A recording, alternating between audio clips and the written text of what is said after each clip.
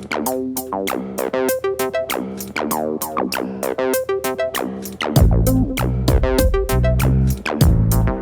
poppin', Remembers? We are the Remember When podcast, home of millennial nostalgia, Gen Z, and millennial nostalgia. I'm Jose. Hey, I'm Johnny. And I'm Amir. Hey, boys. Hey, How's it man. going? Hey, man, pretty good, man. Can't wait for Halloween, to be honest. Spooky season. Yeah. Well, I don't give a damn about Halloween because, we ain't kids no more, so Right. we ain't really getting candy like that. Plus, candy's bad for you. Remember that. Eat your broccolis. But at least a spooky atmosphere, fall weather. It's honestly the perfect time. I Just watch was some with scary you movies. until you said that, and it gave me flashbacks to the updated Charlie and the Chocolate Factory, Willy Wonka's dad. No chocolate. No chocolate. Chocolates. Man, just eating through the caramel chocolate through the braces. Ugh. Disgusting.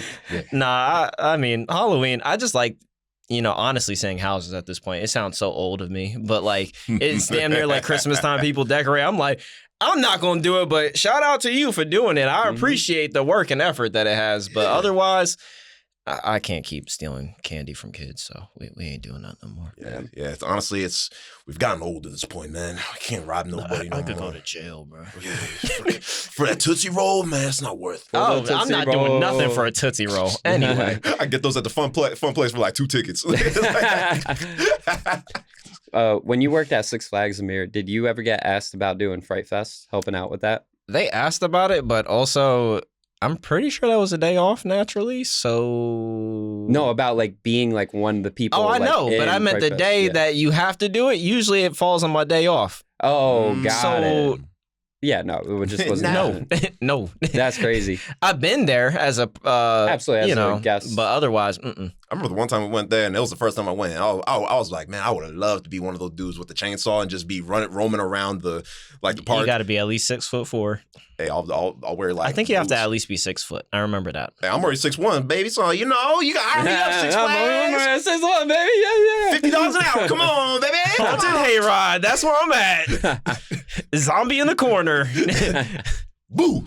$7 an hour. Boo. You know how in the tight hallways, sometimes they'll pop up right in front of you, and then you'll have to move past them, and they'll try to scare you. I saw some person do the spider climb as they so they Ninja Warrior. Yeah, so Ninja Warrior, and then they tried running backwards, and the nigga just kept climbing up and forward. Bro, I'm not gonna lie, I'm fleeing for my life. I see just a Ninja Warrior, but I saw that. I was like, pay that brother, pay him, please. See, I would love to be like an amputee. Be like one of those dudes with no legs and just you walking on my hands chasing people. I remember there was a YouTube channel. It was some dude that lost both his legs. Yeah, and he runs track with his hands. You just pop up in the elevator. He's just laying there, a leg separated, and he just crawls at Mach 5 at the people. And bro, I would have stomped him. Not gonna lie. You getting a clear punt to the jaw. Stomping is crazy. Fucking crawlers. I don't know. They had asked me if I wanted to do the Fright Fest when I was working there, because I did work into the October season. So they were like, "Do you want to be one of the actors?" I was like, I wouldn't be able to take myself seriously as an actor. I was so I was like, no, absolutely not. They were like, but you can wear one of the costumes. I was like, That don't help, bro. No, that doesn't change the anything. moment I see something funny, I'm gonna bust Well, down that's what I'm laughing. saying. I was like, could you imagine? I couldn't take shit serious back in the day. I was just like, picture me. I'm in I'm in a gorilla costume like Patrick from SpongeBob, right? And I just come around the corner. I'm like, ooga booga, right? And I just see somebody literally take a shit right in front of my face. I'm crying. I'm breaking character instantly, bro. If I was that, I'd be going after the kids, because there's one of my favorite videos. It's like a kid and there's unsuspecting, and then all of a sudden a dude comes out with one of them chainsaws, and he's like, and the kid's like, ah, ah, ah. He just dying on the bench like, ah. Just paralyzed to the floor. I feel bad for people because there's fight, flight, or freeze. So if you frozen and you just getting revved up in the face, you might literally have a heart palpitation or something. So I don't bring your grandma to Fight Fest. Because I see so many videos. That whole thing where people fall when they run it is true. It's facts. Mm-hmm. It's facts. Look it up, people. Mm-hmm. Yeah, your brain just can't. It doesn't work. But yeah, so shout out to Fright Fest. Not that they're our sponsor, but they basically are. So Yeah, Six Flags. Six Flags. Six Flags Adventure. It's yeah, all about them discounted Hurricane Harbor tickets. That was us. Yeah. Keep them Coke cans. We got you. We're the reason you got them discount tickets. The old man's still alive. We got him. Yeah, we got him. We got the Six Flags party bus. All that good stuff. But anyways, let's talk about something actually scary, freaky, and wild. Beetlejuice. Or how it looked in the movie. Betelgeuse. Betelgeuse. Yeah, it was like Betelgeuse in the movie. It's weird. They don't know how to say it. They can't come up with a definite for his name. So I was kind of confused. Like, is it Beetlejuice? Betelgeuse? We don't know. But apparently it's just Beetlejuice. Just a beetle guy.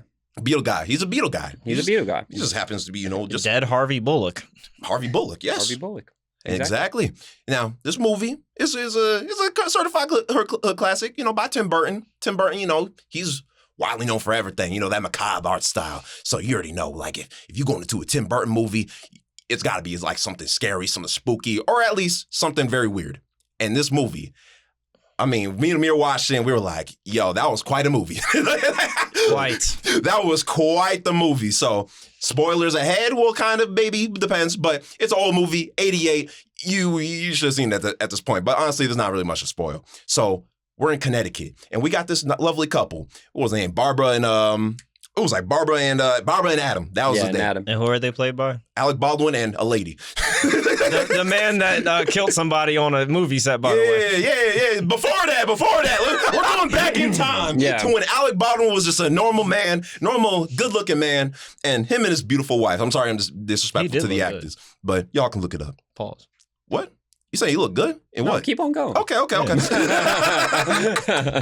So, Barbara and Adam, man and wife, they live in a big ass house, and their nosy neighbor, they was like, oh, come on, I'll buy it for you for like $250,000 or something. It's like, oh damn, it's like, but you see this house, bro, it's like castle. It's like castle you see in like Europe or something. It's like, geez, this is kind of house you need like 12 kids for something or something like that, and they got a big lawn and everything. But to be honest, it seems like that they've been trying to have kids, but things ain't working out. So, is what it is. So, they're like, screw it. Let's go on a vacation.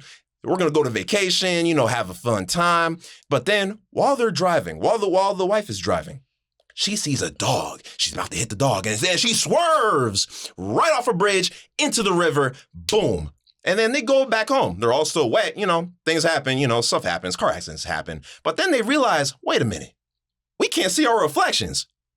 What's going on here? Why am I getting fire at my fingertips? How did we get here? How did we even get here? Where's the car? And then they realize, oh my God, we're dead.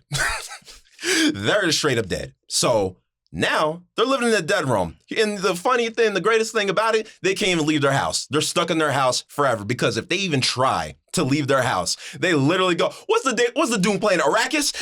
They go to Arrakis. They go to Arrakis from Doom, from Dune, and they got the sandworms that's coming after them, and that's anytime they leave their house. So they can't leave or else they're going to get swallowed up by that. They don't even have to move. So they literally just stuck in their house, and they have no clue what to do until they get this book, and it's just a whole book of instructions about, hey, you're dead, here's what you're supposed to do. And they try to follow that book horribly. They don't really. Honestly, they gave up. They never read it, the whole movie, by the way. They probably read like half a page. Well, they did say in the very beginning, they were like, this is just like incomprehensible. It was some crazy verbiage being like, yeah, material beings, supernatural, like vary through different sources. And they're just like, huh?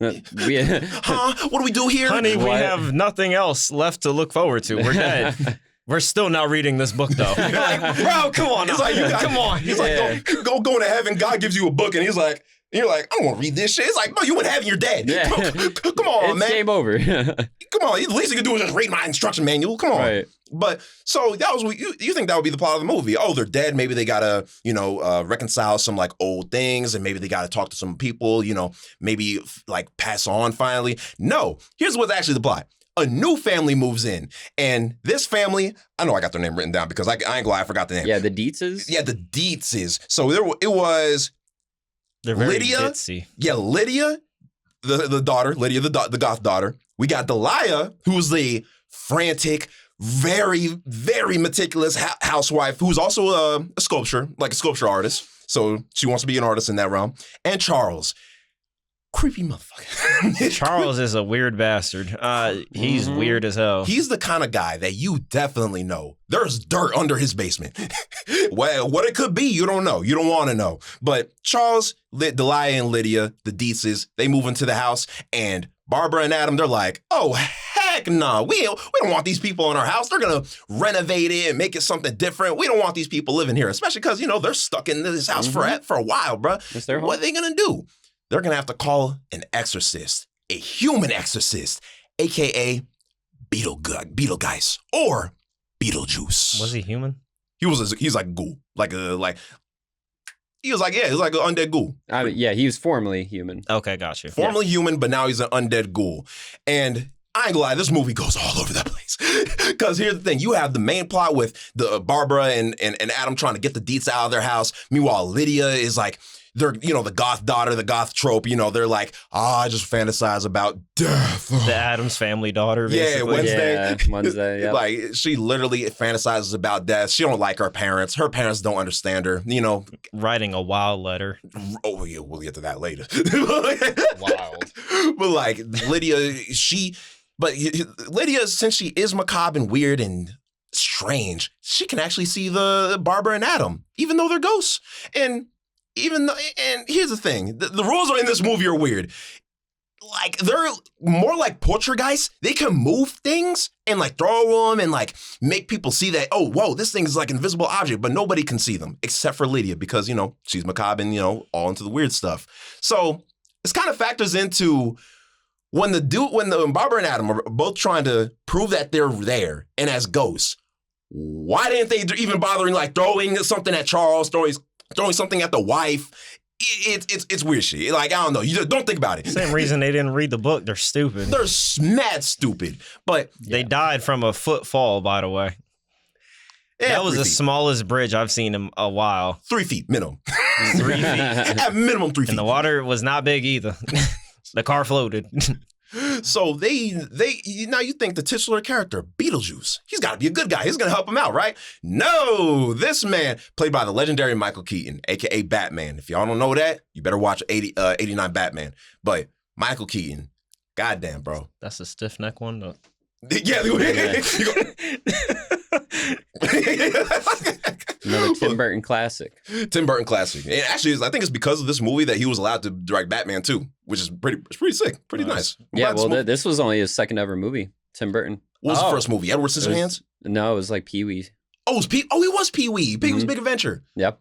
Tim Burton came out swinging. Good Lord. Mm-hmm. Bro, he's a good study dude, this man. This movie helped like define his style, Or at least I would say so. Yeah, 100%. Like Pee-wee, because especially with Pee-wee, I remember watching that movie a while ago, and it had some dark elements, but this movie, when you think of Tim Burton, you think of death, macabre, very horrific atmosphere kind of stuff, and this movie really establishes that because everything related to death, because even though they're dead, they're not just stuck in the house. They could go to a dead room, aka a doctor's office that's eternally in like limbo because they're just waiting for their number to get called and stuff. And they're trying to figure out answers. They meet a woman named Juno who's like a CEO. Afterlife counselor.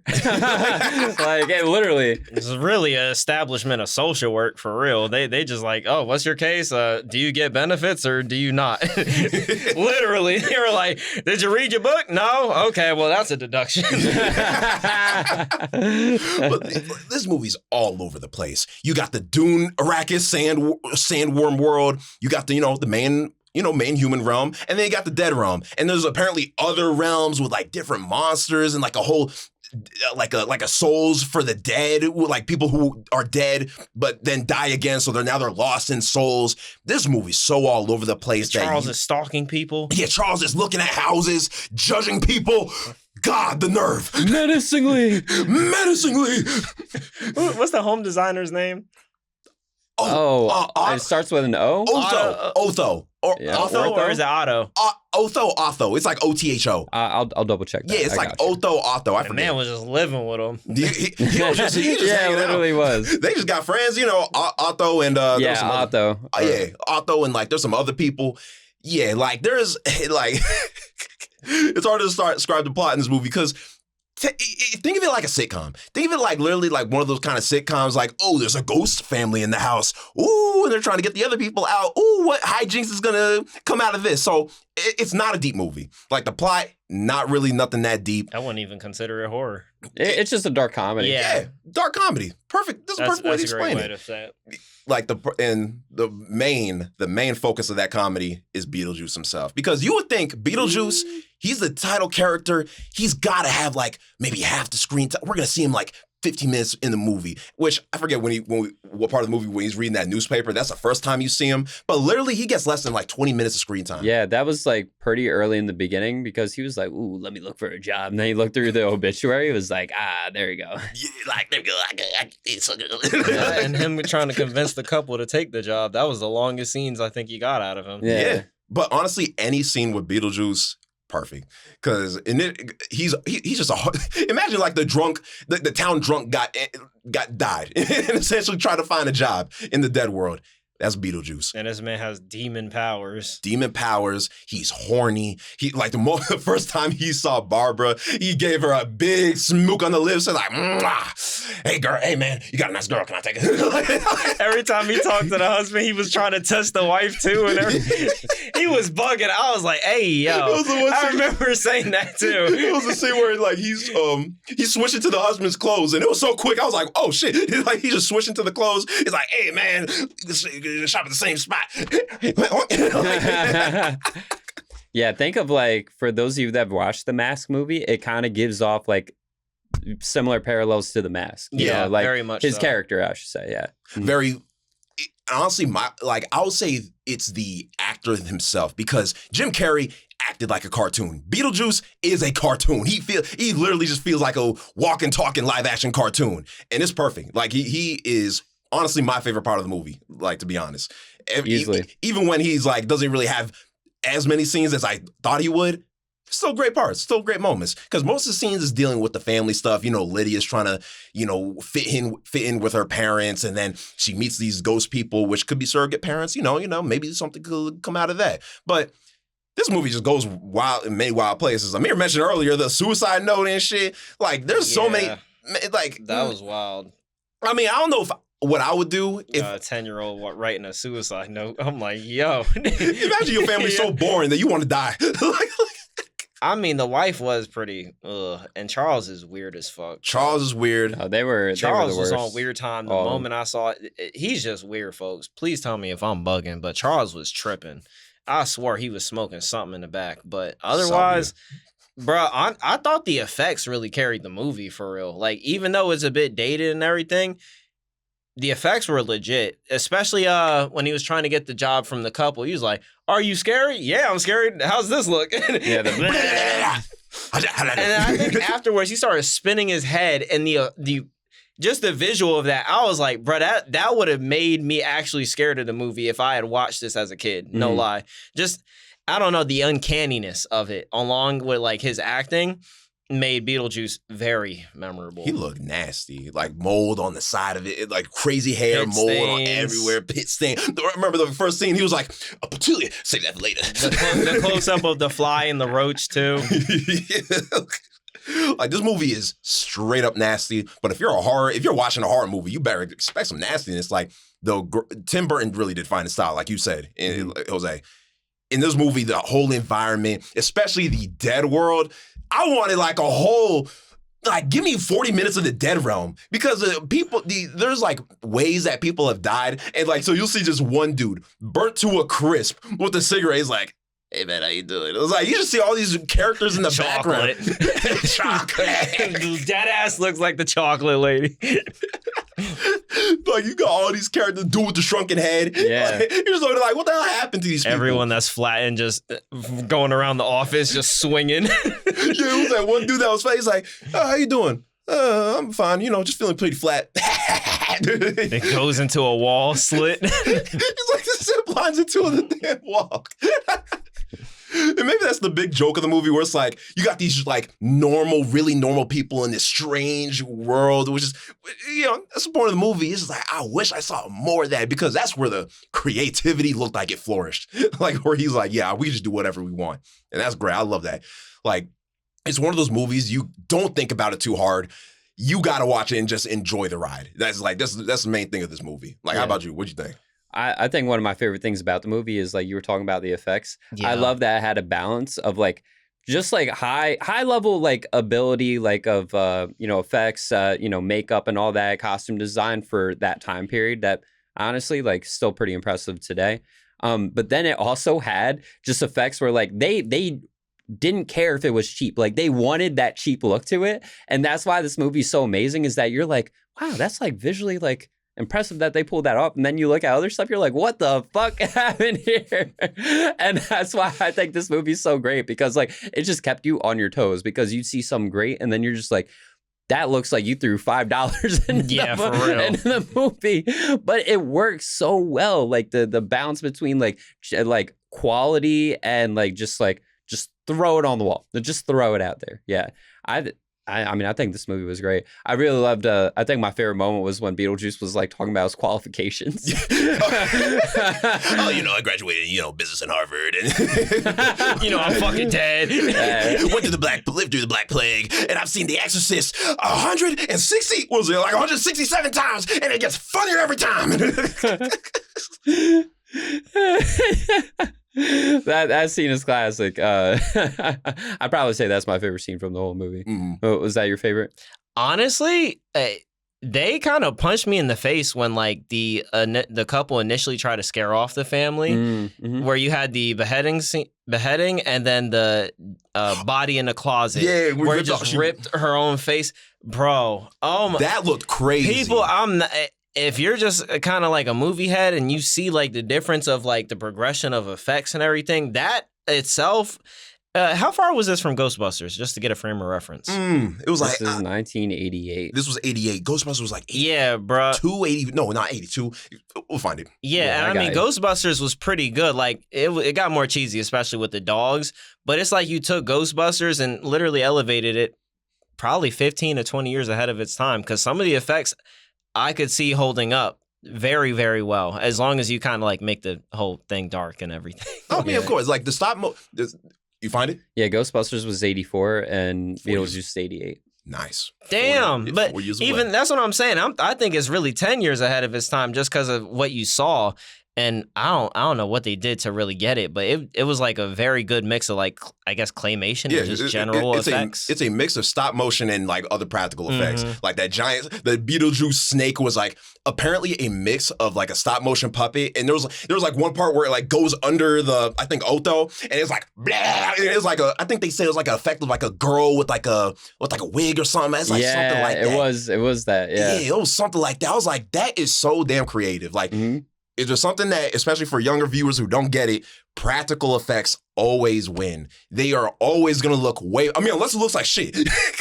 Unless it looks like complete dog shit, yeah, it doesn't look good. But most of the time, in the right hands, in the right professional hands, practical effects look amazing. And this movie looked great. Just get you someone that knows how to work a camera. Exactly. Get someone who actually knows how to do some stop motion and shit. It's like, I know someone might say like the sandworm in the desert world might look like, oh, that looks cheesy and goofy, but that's a damn good effect. That's a damn good effect, bro. And you see it in more detail later, and it still kind of keeps the same quality. When you go from straight up, this is the effect, to like real life interaction, it dips in quality. I don't think it dipped in quality for real. Yeah, it's part of the style. Like, people gotta remember, and I'm glad we're kind of like, I feel like we're getting out of this phase where it's like, oh, the graphics got to be beautiful. The graphics have to be amazing. It's like the CG and the graphics don't got to be crazy. Just make it. Does it work? Just give it a good style. Yeah. In the Tim Burton movie, that kind of sandworm style and like the Beetlejuice worm, all that works perfectly, because I know that's that kind of style, and the movie stayed consistent with it. It's not like it just busted out CG randomly in the middle of the movie. It's like, nah, that was horrible compared with the practical effects, but they went all practical on this joint. It looks perfect. I love it. The whole visual atmosphere, especially like the way like certain, it reminded me of like an old school like Frankenstein movie where sometimes they'll just show like a establishing shot of the house and it'll just be like dun dun. I was like, damn, it's like dramatic as hell for no reason. No, the window scene where you see the couple for the first time, the girl sees it, it's like dun dun real quick. It's so dramatic. But even like the Dead World where the Barbara and Adam were going through the doors and like the way it's warped and looks really weird. It's like, it reminds me, it's like very like abstract painting like style. It looks really crazy and really nice. Like if you are a visual effects horror, you're gonna love it. You're gonna love this movie. It's OG. It is really OG. Like, and like I said, the plot isn't crazy. Like it ends how you think it would. Oh, things are great. Like, and it kind of just goes all over the place tone wise. Like there's suicidal themes. Like with Lydia in the letter, she's like, the moment the next time you see me, I'll be. Or the desk clerk in the other world when she was like, if I had known this when I was 26 or 28, I wouldn't be here. I was like, oh God. I remember there was that woman at the front desk who had like slit wrists and shit. So I was like, damn, there's like mad suicide themes in this movie, bro. That or brutal murders, like the social worker that just had like a giant slit throat and like the smoke was coming out. Just the little details they put into this, especially when it relates to like how people died, really sold the hell out of them being in a whole different area. Because sometimes like the shrunken head guy, like it looks a little choppy. It looks a bit choppy. But later on when you see like the dude that actually got him there with the other effects added in, it was nice. I didn't laugh in the movie. But I definitely was looking at Johnny, and me and him shared like hella laughs just because of how thrown off I was. Yeah, how absurd the movie is. Yeah. Would you consider it like funny? Because honestly, to be honest, I didn't think the movie was like but it was like, I love everything. I love the atmosphere and I love the tone and everything around it. There were funny moments, and I loved love Beetlejuice himself, but it wasn't crazy funny. It's like I don't love the movie, but I still love it. I still like it. It was great. Absolutely. Yeah, I give this, honestly, I'd probably give it like an 8 out of 10 is what I would give it. Yeah. Because, like you guys said, it wasn't like hilarious. It didn't put me on my ass being like, that was hilarious. Or even like the performances I thought were great. I just thought Michael Keaton just did such a great job that like everybody else seemed subpar in comparison. That to me, I was just like, a decent, like it felt like it was just decent acting. I know they actually did a really good job, but like, it felt like just mediocre acting in comparison because I'm just like, this man just carried the movie. But yeah, 8 out of 10 for me. How about you guys? I'll probably say 7 out of 10. But like, it definitely has bias as a icon for me just because of obviously the beginnings of Tim Burton and just how much influence the movie has. Like, I got to give it flowers same way I got to give Ghostbusters its flowers. It's just in comparison, Ghostbusters I thoroughly enjoyed. This one, there's been times where I was like, all right, can we get off the new family? That was my biggest thing where you're so involved in Charles and like the wife that literally has no personality. So it kind of kills it. But Beetlejuice in the end kind of like took you out of that boredom phase. Right. It's just if you cut down the boredom phase, gave a little more Beetlejuice scenes, you really would have had a masterpiece on your hand. Definitely. Yeah. Like the one thing, it could have probably been improved with more Beetlejuice scenes. And less of the family, like especially if I were to rewatch this movie now, the beginning would low-key be kind of a slog. It's like I don't hate the main characters. Like I don't hate like Barbara and Adam. I don't hate them. They're cool. It's kind of bland. It's like they do work well together, and I do like seeing their relationship. It's just like they're not the most interesting characters. Let's get to the Dead World. Like I want to see more of that. Why are they such airheads? Yeah, and they're so stupid. That really brings it down. It's like, what the hell are y'all doing? It's like I know the movie will probably be over in like maybe 5 minutes, but it's like literally y'all could have done something way different than this. But it's like it's one of those things like you just got I don't want to say turn your brain off. You can keep your brain on, but enjoy the ride. It's like one of those like Fright Fest. Enjoy the ride. Enjoy the ride. Enjoy the ride. Oh yeah, and shout outs to this movie being PG and saying just straight up just saying fuck. Like, straight slander. I didn't even, like, when you watched it, I just heard, I was like, oh, so this movie must have been like PG-13. And I look it up, I was like, PG, excuse me? Wasn't that the only cuss word they really said, though? No, they said like hell. I remember they say damn. They did. Hell don't count. Damn, well. I'll count damn. That's a small count. They said the straight up, like, nice. I'm pretty sure you're allowed one fuck. In a PG. Okay, maybe it wouldn't pass now, but back in the day, you were allowed one fuck. I thought that was the rule. Yeah, nowadays in PG-13 you can say fuck at least once, at least just once. But this movie, hey, I would have loved to see. Oh my god, I would have loved to see the kids that ended up just learning that word from this movie. Probably just got a lot of mad parents. Yep, plenty of mad parents. If you grew up with this movie, let us know. Let us know. Yeah, Did you? in the comments. Did you learn your first swear word from this movie? Did you aspire to be Beetlejuice? Did you enjoy the ride? Did you like Lydia? Did you have a crush back then? Things we gotta know. Were you upskirting women like Beetlejuice? Yes. I was like what? Cut this man's mic off. He said, yes, it ain't me. So thanks to this movie, are y'all gonna see the sequel? Yeah, absolutely. That's fair. We go see it. I've heard it's been doing nice so far. Okay. As long as I've heard it ain't trash. It's not The Crow. At least it's not The Crow. At least it's not The Crow. We know some of y'all disappointed, especially Amir. Amir's kind of crying right now, audio listeners. I'm heavily disappointed, actually. Well, y'all have it here. Go check out The Crow. Go check out Beetlejuice. Let us know which one made you cry out of disappointment. The Crow. Thank y'all so much for listening, watching. We appreciate y'all so very much. Until next time, peace out, members. Catch you later in the spooky Halloween. Remember When is a Sweet Recording production.